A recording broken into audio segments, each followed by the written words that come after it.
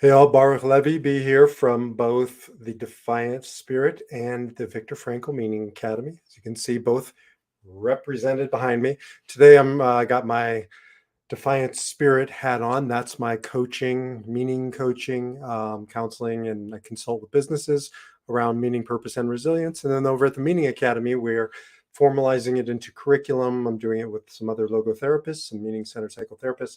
I want to talk to you today about a podcast that just dropped. I love saying that. Over on my website, defiantspirit.org. So you can go over there and listen to it in its entirety. This is just sort of a snapshot of it. I'm really, really into what I'm calling the Genneagram. Doesn't really exist. I haven't seen much out there on it or anything. It's the Genogram meets the Enneagram. If you don't know the Genogram, a Genogram is sort of a generic family history, looking at your family tree. It doesn't have to be a tree, but a family tree. If it could be through the lens of emotional trauma, it could be through the lens of a medical history, but it's more than just putting names on branches. It's really understanding where we come from. The Enneagram is a personality typing system and assessment. And so I've really brought those two things together. And so working on my own has been just transformative. And I share that with you on the podcast. And there's a picture you can download or you can watch it as a video of my family's Genneagram, their Enneagram with all my immediate family members on it. And I've been using it with people I coach, counsel, but mostly coaching and meaning coaching and looking at their family's history through the Enneagram. It's been transformative. So you start to see patterns emerge. You start to see, these things. But one of the things I do with clients is we'll walk through your parent, your grandparent, your great grandparent. Now, lots of people will say to me, how am I supposed to walk through who they were? I didn't even know them. Well, it's you need bits and pieces of fragments of stories of a loved one to start to see where they end up on the Enneagram. It's not a science. Doesn't mean that if we talk it through and it seems like they're a one, they're definitively a one. But you'll start to see other family members show up on that space and they're named after this person, or they have similar characteristics or similar struggles. And it starts to piece itself together. It's like this puzzle over time. And so we go backwards. We can look at your parents, your grandparents, your great grandparents. Doesn't go much further than that. Even with bits and fragments. And also the meaningfulness of talking through where we've come from. For me, doing it around both my sets of grandparents, because I don't have their Enneagram types, was transformative.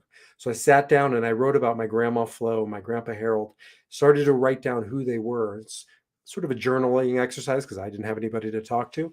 For us, it would be either a journaling exercise, but also in our conversation, we'll talk through who was your grandma, and you'll describe to me who she was, and we'll come up together with the Enneagram, her type, her subtype, put her on the Enneagram. We'll move on to your grandfather. We'll move on to your parents, your siblings, your children, whomever you want to be on there. I have my best friend who died on there, Mark, because he was such a formative part of my life, still is. So there's really no rules to this. But when I got done, as you'll see when you download the picture of my family's Genneagram, it's really beautiful. It's a piece of art. It brings up a lot of struggles for me. As you know, my grandmother and my father both committed suicide.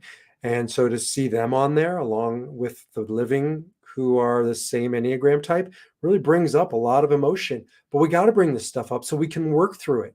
And until I saw the other family members in that particular Enneagram type, I just didn't know. I didn't put two and two together. And it started to help me release some of the energy, some of the trauma I was feeling around my father and my grandmother that I have never fully let go of. And I think in part it's because I've worried that my siblings or my children or myself might have inherited that. And so looking at that is giving me language, is giving me symbols, which is what we need. This is deep, profound work. I can't explain it to you. You can only really experience it for yourself. But there's this ancient principle in Kabbalah. We say Lador Vador. If you speak any Hebrew, if you have any Jewish background, you know that means generation to generation. And most people who do it they use it as a cutesy little ritual in a synagogue. That's not what it is. Lador Vador means from generation to generation that we are responsible for inheriting the previous generations, not just, we think of inheritance as just stuff, but emotional, mental, physical, biological, chemical, spiritual qualities. But we're also responsible for not inheriting the bad, the broken, the destructive pieces. I wrote a lot about this in Spark Seekers, my book, on surviving the death of my father. And, we have an obligation to carry the fire, but not the destructive fire, only the constructive fire. So consider working with me on doing your family's Genneagram. Those who are living, we can either have them take the test and we'll put them on a constellation, like you see behind me, the Enneagram. I'll put their pictures around it and I'll create that for you. If they're not living, we'll talk through it and we'll get them to where we think they are on the Enneagram. And even if they are living and you don't want to have them go through the test, that's not necessary. We can talk it through. And by the time you're done, you'll have your family tree on the Enneagram, and it will be a powerful tool, a powerful roadmap for you, for those whom you give it to and share it with, and even for those who came before you, and certainly for those who come after you. So jump over to defiantspirit.org where you can listen to today's podcast and you can look at my family's Genneagram and you can consider doing your own. Until the next time, defy your number and live your spirit.